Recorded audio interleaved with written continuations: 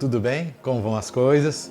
Como eu falei para você, nós vamos retomar com mais intensidade os nossos vídeos, né? Para podermos ficar mais à vontade, tratarmos dos nossos assuntos com mais sossego, né? Muito bem, seja bem-vindo ao canal do Professor Nelson Luiz. Eu sou o Professor Nelson Luiz, seja muito bem-vindo. Que Deus abençoe a sua família, que a sua mesa seja farta.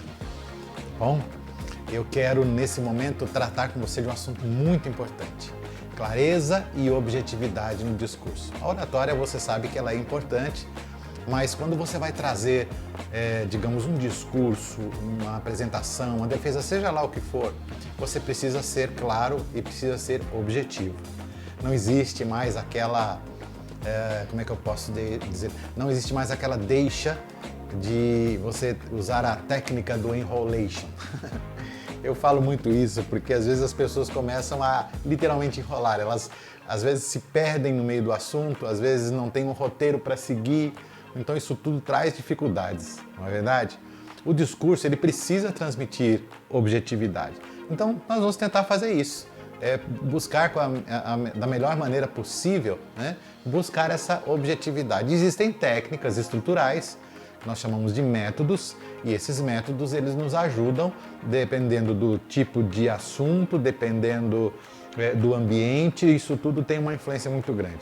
O primeiro método que eu gostaria de comentar com você é o audiovisual, né? Nesse método é interessante porque a plateia, de uma certa forma, o seu interlocutor, ele utiliza os dois sentidos de uma só vez, ou seja, a visão e a audição. E a assimilação do conteúdo ele passa a ser mais satisfatória e traz, como é que eu vou te explicar? Sim, ele vai chamar a atenção da plateia para ver e ouvir, essa é a questão, né? Muito bem, eu tenho um exemplo que eu costumo utilizar. Eu sou técnico de segurança, como eu já comentei com vocês, essa foi a minha primeira profissão, exerço ela até hoje, graças a Deus. E uma coisa que me chama a atenção é que eu tenho feito muitas visitas em organizações, em parceria com uma instituição, e aí o que acontece?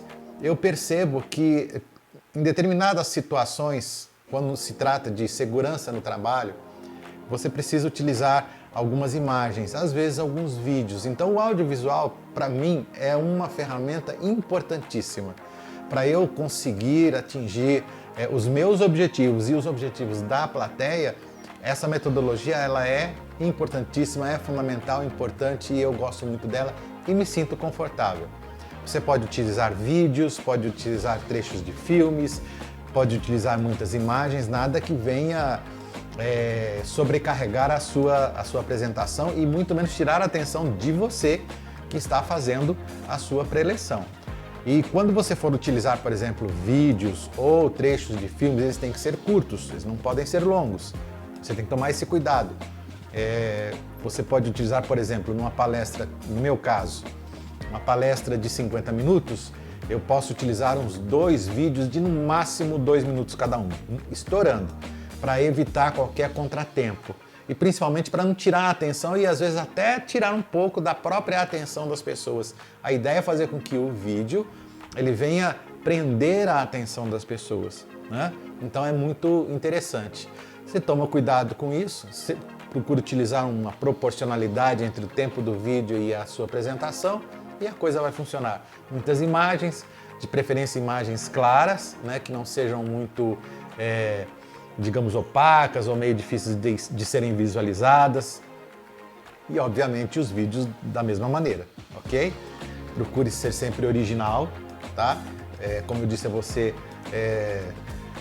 acho que foi no nosso vídeo de ontem, né? Nós comentamos alguma coisa relacionada a sermos motivadores. Então, a sua objetividade, os recursos que você utiliza, eles fazem parte desse processo motivacional, ok? Não esquece disso. Uma outra técnica que eu gosto muito de utilizar são as parábolas. O que são as parábolas? Na verdade, as parábolas são narrativas alegóricas, né? São histórias, você conta histórias e traz algum benefício em função disso. Eu gosto muito de um escritor chamado Finis Dake. Ele cita alguns benefícios importantes dentro dessa visão e eu gostaria de lembrar de dois deles que são importantíssimos. O primeiro, que revela a verdade de uma forma interessante e desperta o interesse do espectador. E o segundo, não menos importante, permite que ao ouvinte, né, seja liberado o conhecimento de novas verdades. As parábolas elas foram muito utilizadas por Jesus. Jesus Cristo, quando iniciou seu ministério e durante esses 3 anos de ministério dele na Terra, ele utilizou muitas parábolas. E essas parábolas elas são importantíssimas e são vivas, porque você pode aprender muito. E eu acho muito bacana, muito bonito, assim, eu acho fantástico.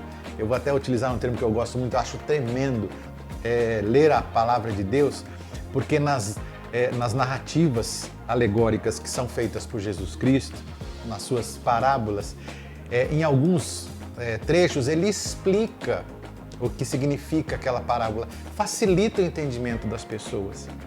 Então você pode fazer a mesma coisa, cria uma história, busca uma narrativa gostosa, faz uma referência da sua vida cotidiana como um exemplo ou de alguém que você conheça, enfim, faça esse tipo de trabalho que vai ficar muito bonito, vai ficar bacana. Então, você tem que tomar um certo cuidado, tá? A parábola é muito interessante, mas você deve se preparar com antecedência. E não é para todo mundo, tá certo? Tem que lembrar esses detalhes.